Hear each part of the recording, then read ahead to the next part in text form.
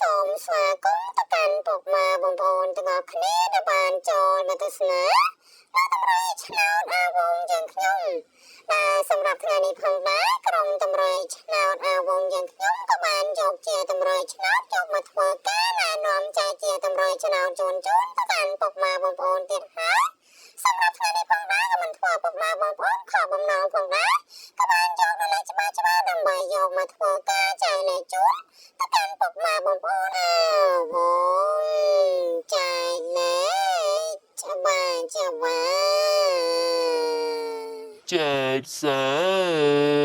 3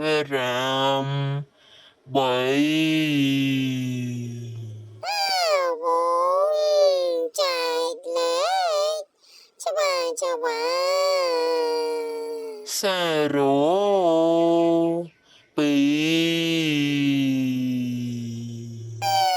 វងចែកលេខច្បាស់66វងចែកលេខច្បាស់អាចមកសួ